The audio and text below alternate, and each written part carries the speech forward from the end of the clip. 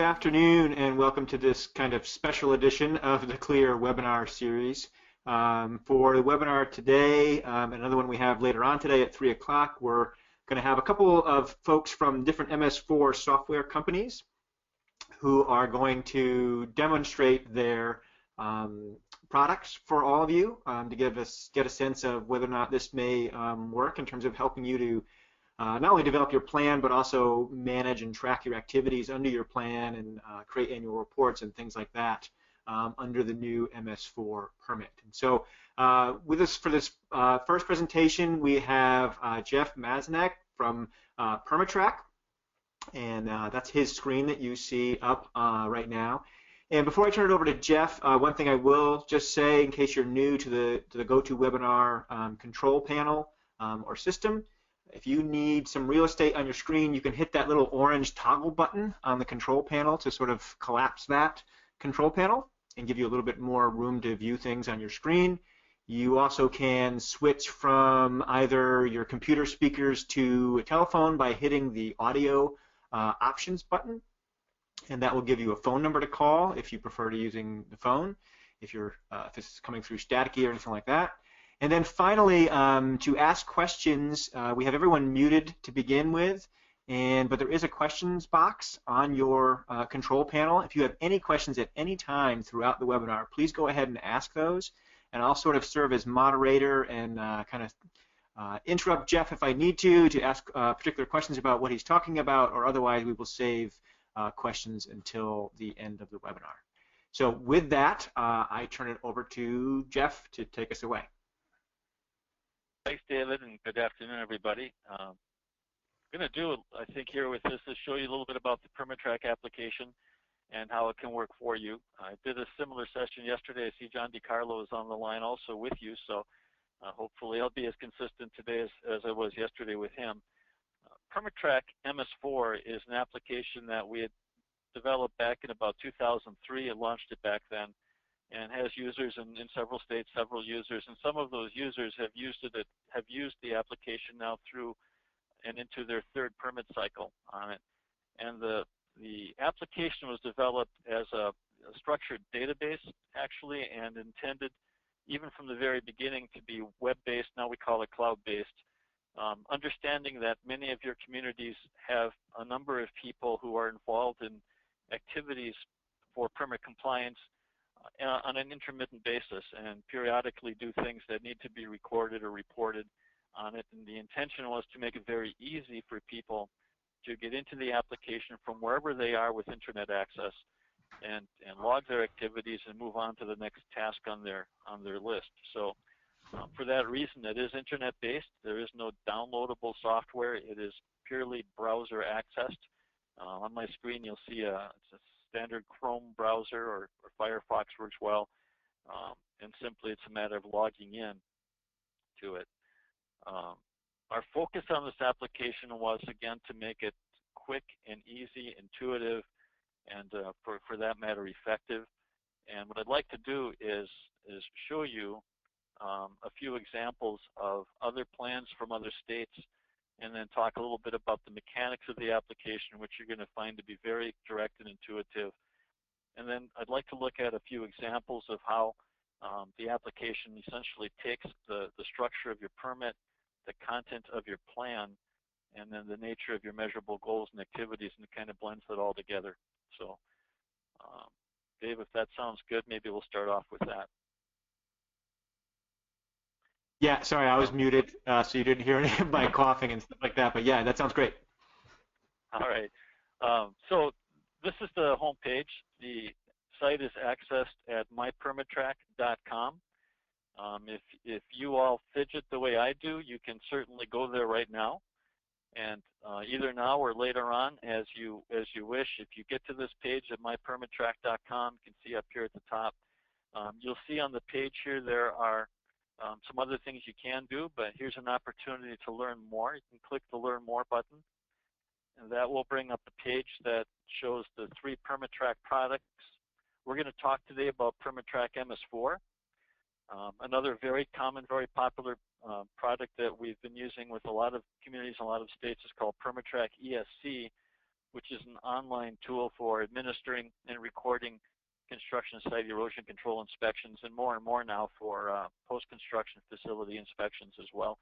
PermitTrack E and V off to the right is really not a relevant application for MS4s. It's more for industrial facilities that have discharges and emissions they need to track and report. So we're going to focus on the MS4 one today. You can certainly poke into the ESC one as you wish as well.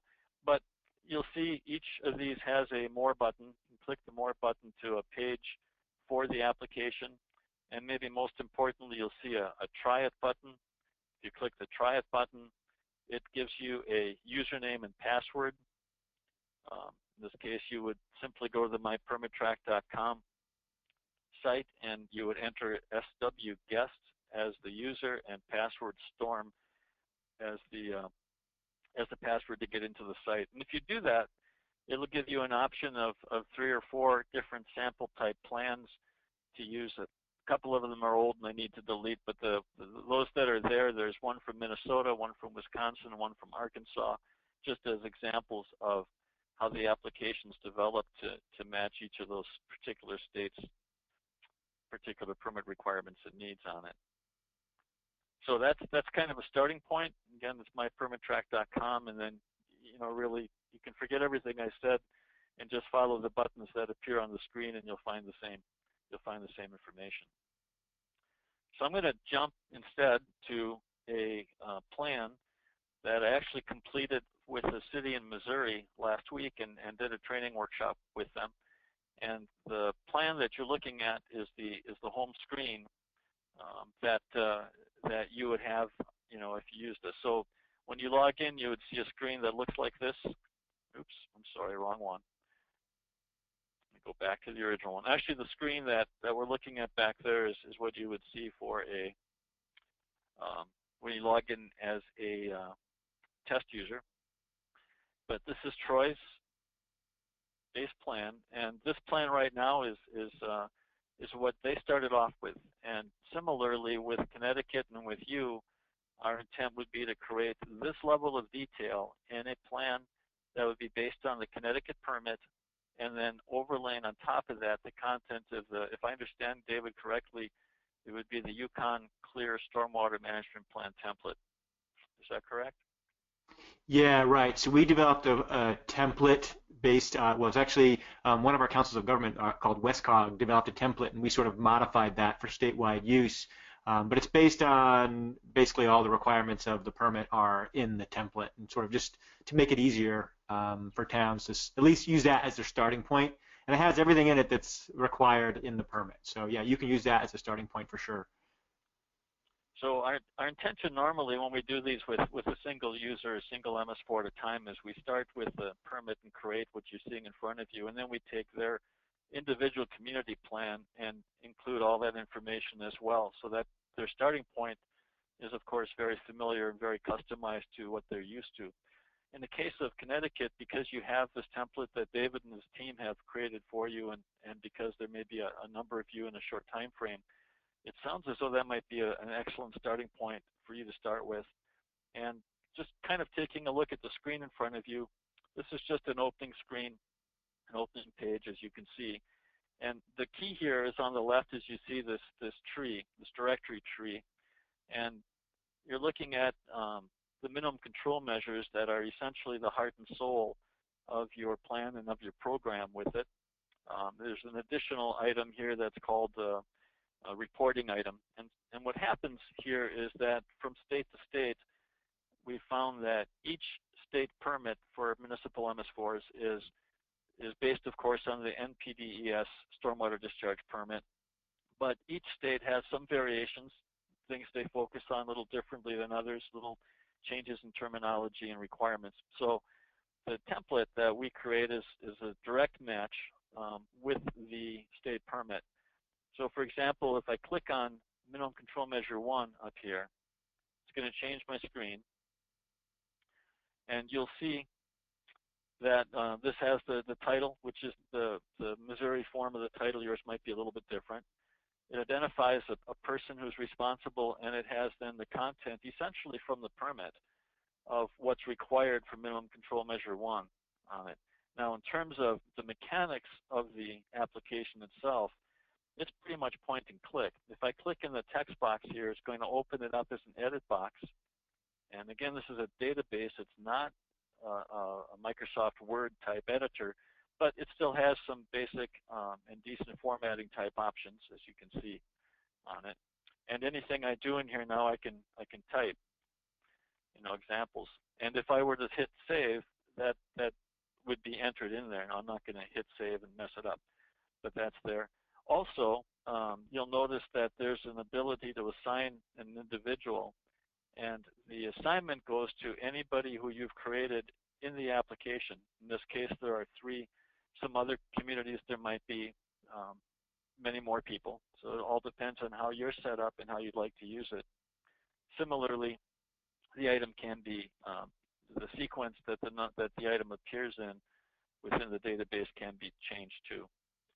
So that gives you a sense, a little bit of where the minimum control measure is. And like I said, in most every case, that information is pretty much as defined in your permit.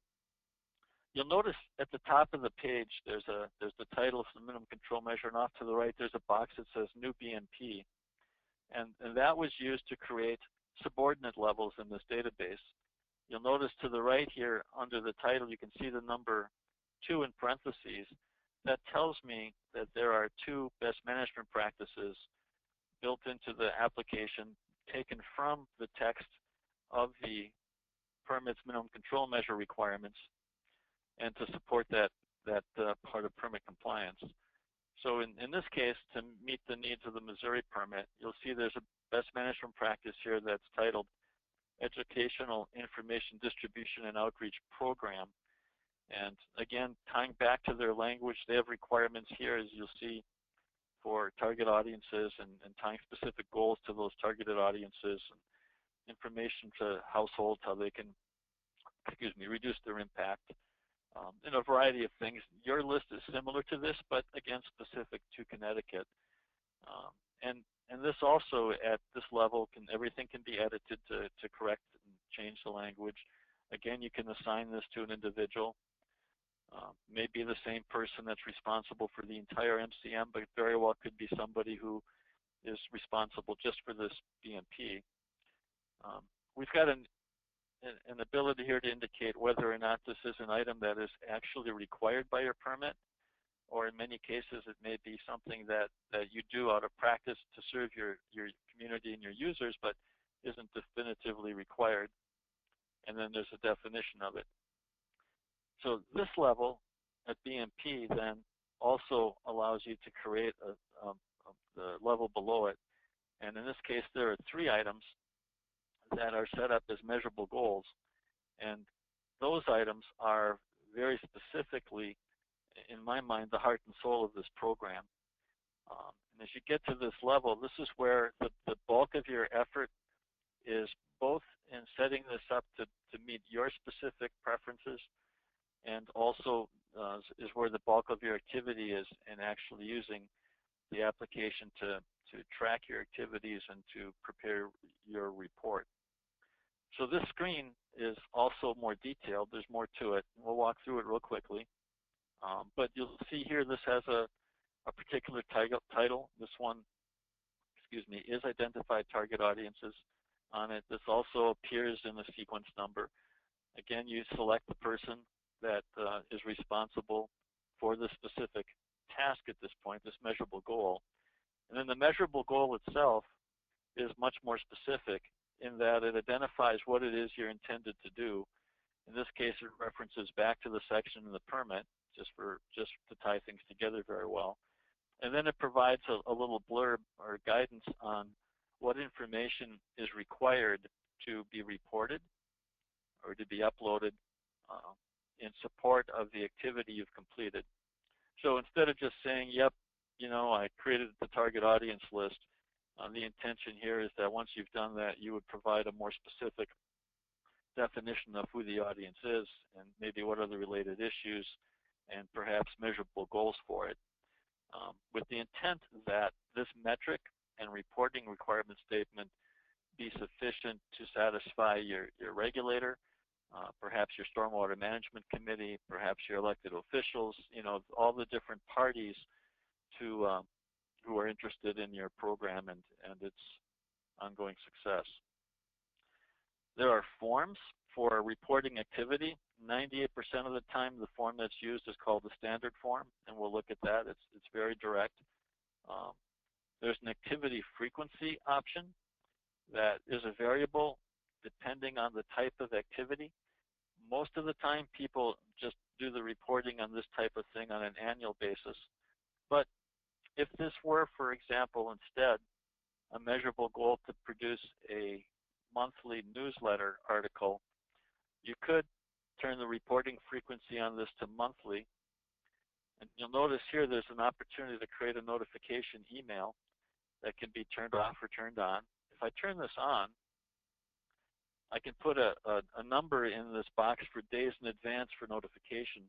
And if indeed this were an item of creating a monthly article in a newsletter, I might want a notice 7 days in advance of that month, so that the person assigned to this, let's say perhaps that David is responsible for the city's newsletter, by setting it up this way, he'll get an email now on the 23rd or 24th of each month reminding him to prepare that newsletter article.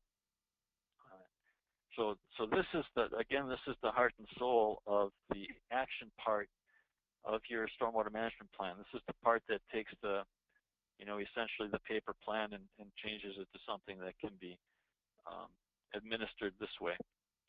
If I were to save this now, it would save that, but I'm going to click on the item again just to show you that this changed back to annually. It turned off the notification thing, and I've kept this plan intact on it.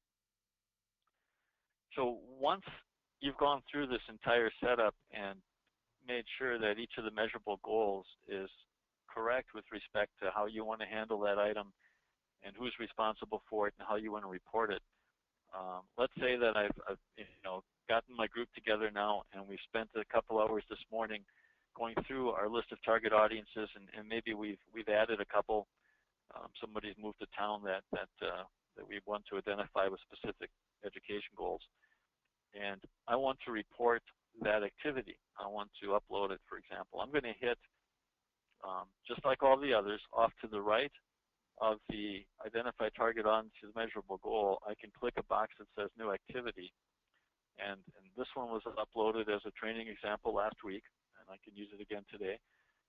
But essentially what happened was we created a title that was updated target audiences for 2017. I threw in some text that said the MS4 committee identified several new sets of target audiences and their respective training requirements, and then showed as an example that one way this could be supported is by posting a document at a website, and I just threw in a news agency. The document could be posted as a file inside your file network file system and would be accessible if you were logged into that. It's important and required to log in a date of the activity, and let's say we did this yesterday. I guess yesterday was Tuesday. And then I can also attach a file just by clicking this button rather, and now I can select a file and just navigate off into my system, and I can click an item and attach it, and then that becomes part of that report, and hit save, and I'm all done. And so what I've done with this is I started off with the minimum control measure and then worked our way down to the BMP, the specific measurable goals, and then an example of a completed task. But just for example purposes, I want to show you the second goal, which is actually conduct public education and outreach activities. And I'm going to expand the screen. I'm not sure how clearly you can see the text on here, a little bit too far. But this is an example of the types of things that many communities, many MS4s are doing to support their public education and their outreach goals and permit requirements. It doesn't mean that any community does all of those things all of the time, but pretty much covers most anything I've found people doing. And so the plan that you'd be starting with would be to this level of detail based on your permit and then based on the UConn CLEAR program stormwater management plan template and that content overlaying into this so that it's as specific to Connecticut as it can be. And then from that point, you would further customize it to be specific to your individual communities, again, your preferences and your needs on it. And then for any of these at all, if you're actually using this thing and everything is ready, let's say that we've gone live on the radio this morning with a public service announcement, I'm going to click on that activity. I'm going to see that when I set this up, the measurable goal here was to provide seasonally relevant public service announcements for local broadcast media, and that I've given myself a metric or a document reporting requirement of providing a copy of the text, identifying how many times it aired, and generally when it did support it. And again, that level of detail in the reporting requirement there is what you would customize based on what you believe you would need to provide to satisfy an auditor or anybody else. But having done this, I'm going to just click New Activity, and I'm going to say, WTMJ PSA announcement. Actually, let me change it up and just say pet waste PSA, and I perhaps will say, authorized PSA on pet waste broadcast twice daily on WTMJ through March 2017. Notice it's correcting my spelling, which is something I'm grateful for. A copy of the pet waste PSA script is attached. And I would take that date and say, just did this morning, and I'm going to attach a file and pick my file. This is a little graphic. I'm going to attach it just because it's easy. I'm going to hit attach, and I'm done. So I go back to work now and move on to whatever else I'm doing. But that item now, that activity is in the database, and whenever I pull a report, that includes the time frame, February 15th, 2017. That will be included with it. I'm also going to do, just again for demonstration purposes, I'm going to delete this because it's a training example, because I want to just show you, it's kind of a minor detail, but the, excuse me, to delete an item in here, we've tried to make it, tried to create enough steps that you have to really think about it. So I'm going to hit the delete button. That's step one. I'm going to confirm that indeed I do want to delete this item. That's step two. And it's going to ask me why. And I'm going to say, in this case, training example. And then I'm going to hit delete again. And it takes those steps to actually do it. And even at that, those of you that are familiar with databases, you'll recognize that item actually still exists in the database. All we've really done is remove it from our view. So if it needed to be recovered, it could be. So I want to pause there. I don't see any questions. Dave, if there's any questions that pop into your head, and then after that, I thought what I would do is show an example of how this translates in the real world. The only thing that I was going to say, and I think you mentioned this in the beginning, but just to clarify, so this kind of setup that you see for Troy, you're going to take the template that we have here in Connecticut, and you're going to sort of populate that kind of table on the left there, based on the text we have in the template and stuff like that. And then towns, if they were to subscribe, they would build off of that in terms of adding additional information or whatever. That's right. And let me take another example. I'm going to shrink Troy away here, and I'm going to bring in. I had another screen open. If you go into the demo base that I showed you, maybe some of you are poking around in there right now, and you click on the Wisconsin one, you'll see this build out. And So this is what, when I start a new user in Wisconsin, I would start with this base, which is a pretty specific level of detail.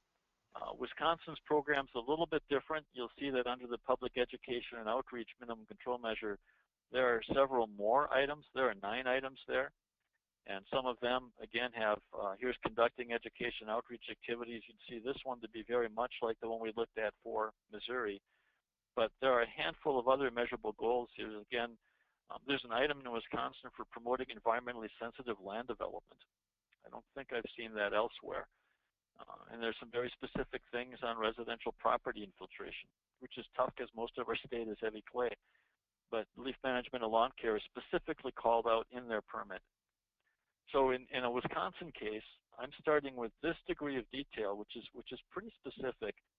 And then on top of that, layering on the individual city or the individual town's specific stormwater management plan activities. So correlating that or translating that to Connecticut, what we're talking about is creating this degree of detail using the UConn CLEAR stormwater plan template as any individual town's or every individual town's starting point to save cost and get things going. And normally what I would be trying to sell would be a few hours of time then to start with this level and take your individual community's stormwater plan and last year annual report and adding all that content into this database. And of course, I'd love to do that. But as a starting point with a number of you, we would start to the degree of detail you're seeing on the screen and train you in how to add that detail for your own town as a way to give you a chance to do that yourselves and save considerable, you can save cost up front. But this is what you would be starting with, this level of detail in the approach that we've been talking about with David and with others now in Connecticut. You'll see the illicit discharge detection elimination. Again, each state does, including yours, does have a requirement for creating a regulatory mechanism, typically for minimum control measure 3 with illicit discharge, minimum control measure 4 with construction site erosion control, and minimum control measure 5 with post-construction stormwater management. So for each of those, there's a regulatory mechanism that requires you to develop an ordinance and update it, to review it, to revise it, and then to enforce it. This is an example of the measurable goal for enforcement of the illicit discharge ordinance. And again, this is a demo site, but you'll see here that the measurable goal itself is pretty direct. It's just saying enforce provisions of your ordinance or your code, whatever the regulatory mechanism is called. But more importantly, in this one, the summary of the action completed,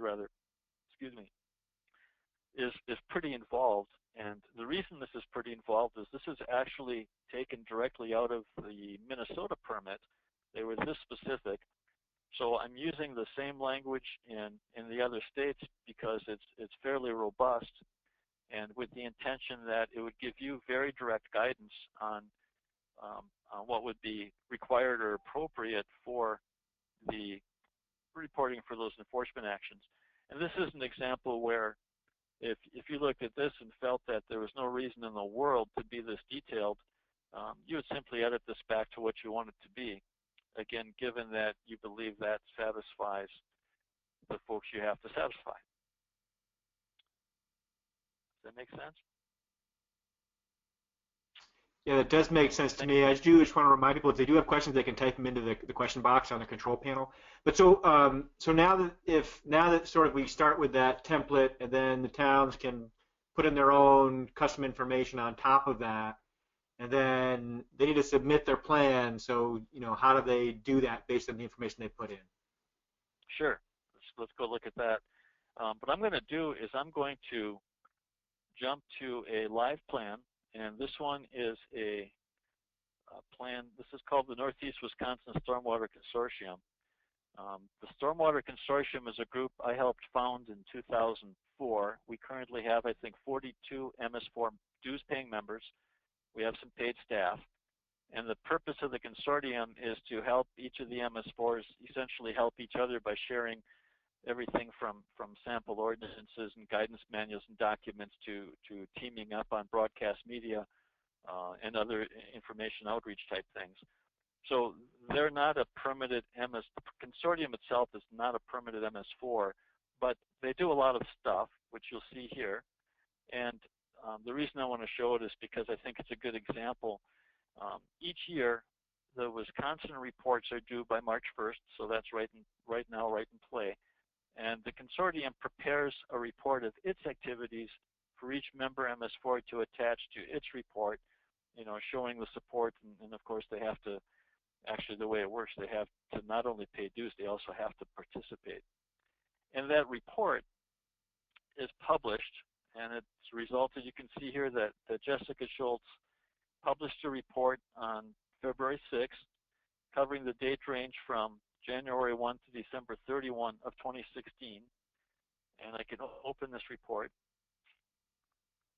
And this report now is I'm going to make this bigger, is an Acrobat document that simply takes, again, we're playing with a database, not a word processor, but it takes the content of that database for only items that were active in the calendar period, in this case from January 1 to December 31, and it throws it out in this report. And this is a 42-page report. Again, the consortium isn't responsible for everything you are as a permitted MS4, but you'll still see what's here. And they've changed the numbering here. It's a long story, but that's what they've done.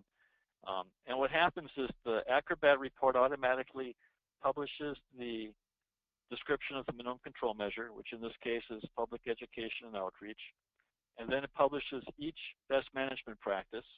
In this case, Wisconsin's permit specifically requires that there be some public education or training on illicit discharge detection and elimination. And it gives you the background information on that best management practice, but more specifically then, it breaks down the goals.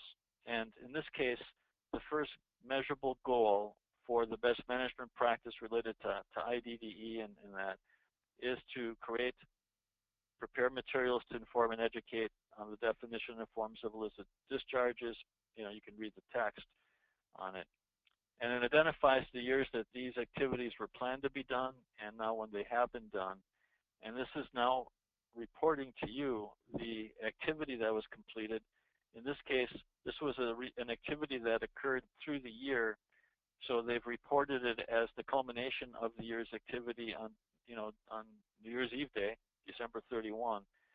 And the report they created simply said the Renew Our Waters posters are available on request, and it attached them. So if I click this document now, I can almost immediately view what that document is. Any of those documents. Same thing if I look at dumpster management. I can pick this up, and it'll give us the dumpster management brochure.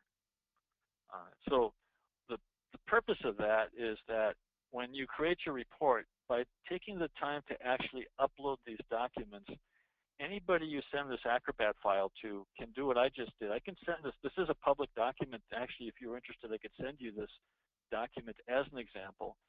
And if you open this on your computer while you're connected to the internet, then any of these attached documents will open up as you just saw me do. And as you continue through this report, you'll see the same format. XCal videos, some of you may be familiar with those training videos. It talks a bit about them. There's a measurable goal for materials for public pollution prevention. Same thing here, there were banners created. I'm not sure what these are. I'll pop it up quick. It's a little bit larger document. This was a banner that was created for public information program.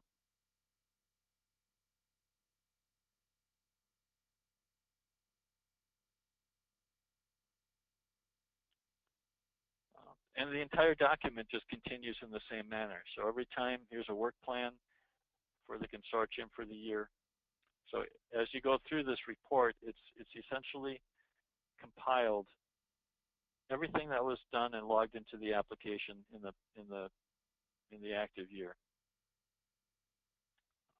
Again, very direct, very simple, and that was our original goal.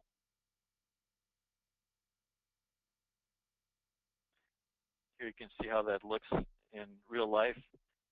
Here's an item, social media outreach. That social media outreach is a measurable goal. And then you can see each of these little gear cogs is a reported activity for a particular time frame. Here's a Facebook page updated from October to December in 2016. Change the Facebook page. So they're documenting here the social media outreach. We did have some public service broadcasts, and those are those are documented. Again, right there, and just enough. I'm clicking on this blind, but the content of this was very simple. You can see here they simply said they interviewed Jessica. She just discussed the opportunities for people to protect their waterway, and then she's linking to, I'm going to see where this goes. She's linking to a local news site. Looks like it's actually opening up the document and maybe even the, yep, it's even locking up or opening up the newscast. But that's again the purpose and the way this is set up. So throughout the entire application, the structure remains consistent in that each of them control measures is broken down to the relevant BMPs, and then each of the BMPs is supported by the required measurable goals, and then the activity is recorded for each measurable goal to support your reporting, and maybe even more importantly, to keep everything tied to your permit compliance in one easy to find, well-organized place.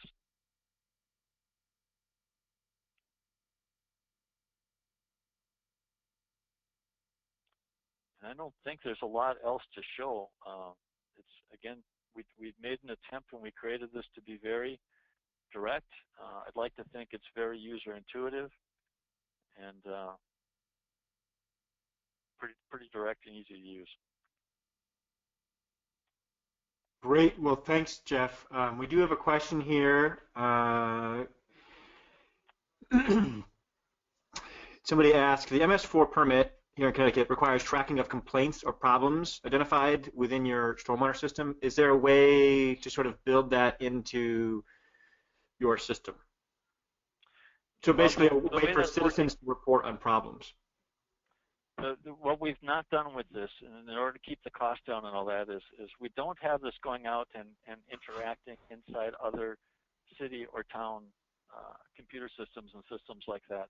What we do, I'm not sure if we're in here in Wisconsin's.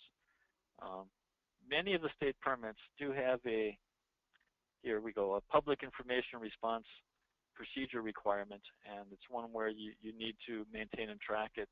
And the level we're working at in this system is anticipating that you have a complaint handling type process and system already in the town, and at this level you would be reporting a summary of those actions and responses or activities only to the degree that you feel you'd need to satisfy the permit requirement and the auditor checking it for you. So we're not trying to spin this off to be a work order system simply because interacting with each of your different communities would be unique to each of them, customized to each of them. What does the software, Bruce, does that answer your question? Okay. There you go. That works pretty well. What does the software cost?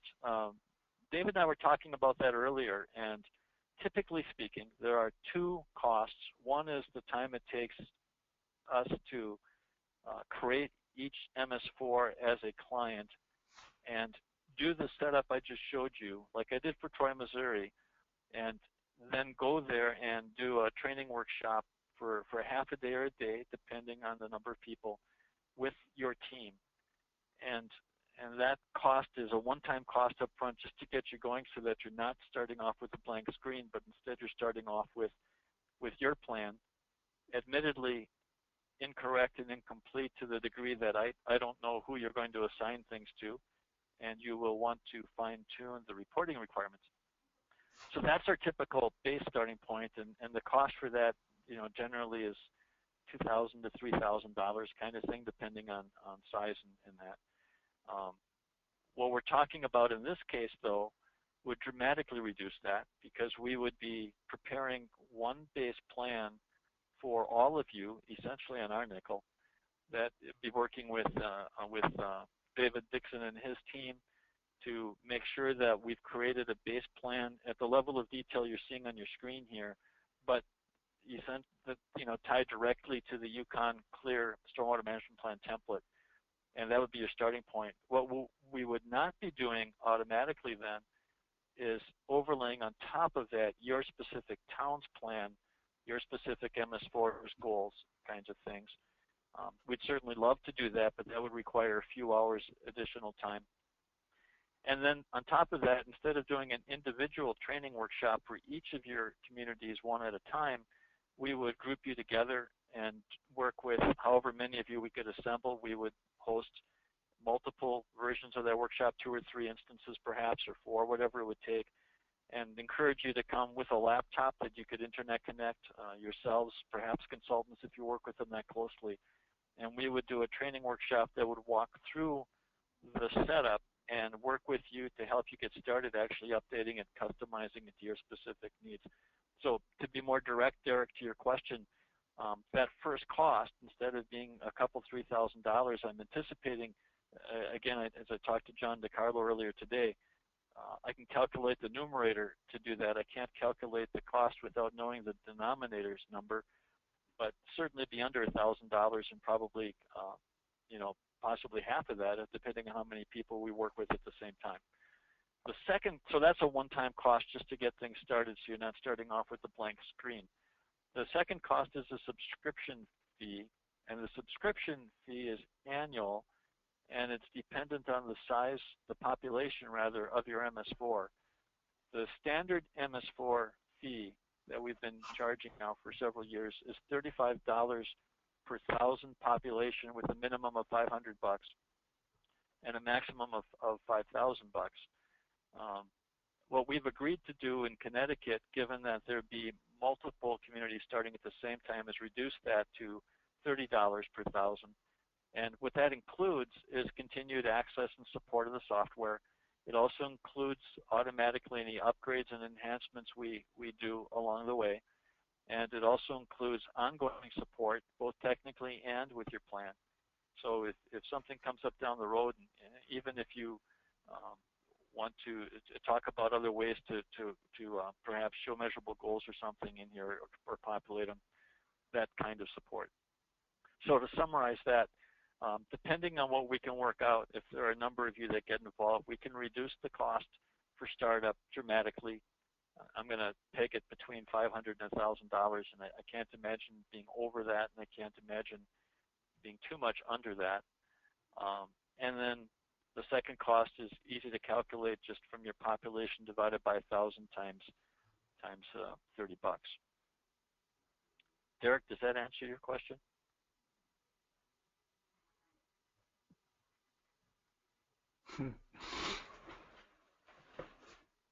Yes, thanks. Great, thank you. Are there other questions that folks have? And so just to clarify, that's subscription is an annual subscription fee, correct, Jeff? That's right.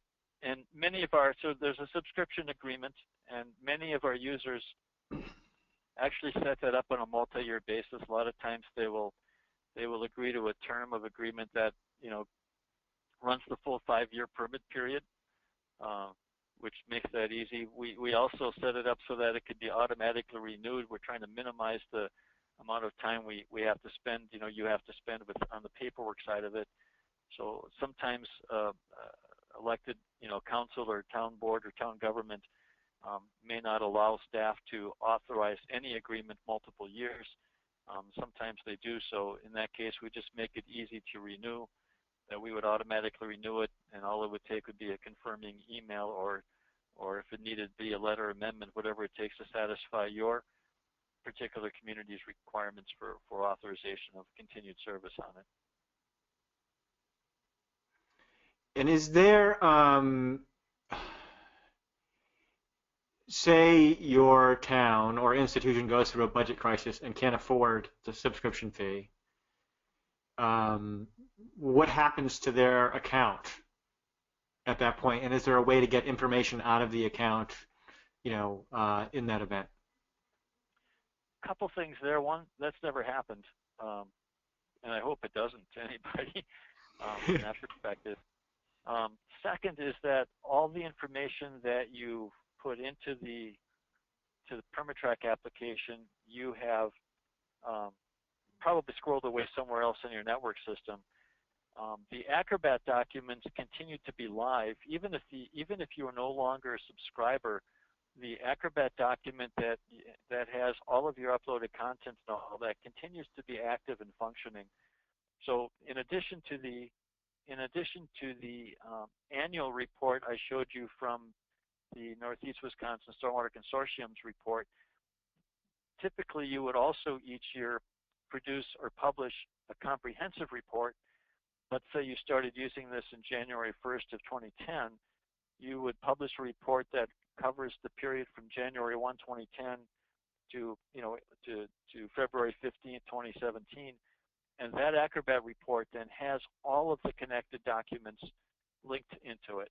So you can easily recover everything you've ever put into the application, really just through that Acrobat document and then download it. Is the plan still to develop kinetic? I'm sorry. Yeah, no, that one may be a question for me. So yes, we are planning to develop an annual report template for you to put your activities into. That will be available on our website, CLEAR website.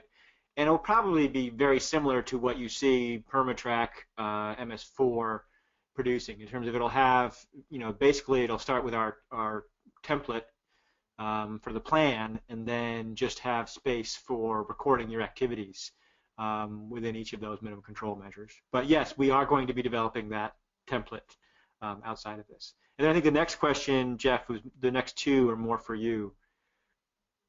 Yeah, the cartograph or GIS maps we put into the system. What you would do with that to satisfy the mapping requirement is you would upload the map document or a link to it, but we're not directly linking into your GIS system. Some of you may be using cartographs, some of you may be using Esri products, or perhaps even something else. So again, to satisfy your auditor, to satisfy your annual reporting requirement, the key there is to confirm that you have completed revisions and updates to keep the map current, and perhaps a copy of that, so you can certainly upload an Acrobat copy of the relevant maps or mapping map views things. I hope that's what you're asking. You would not be directly linking into the GIS system, but yeah, you'd certainly upload the resulting maps. Can the annual report template be put into the system?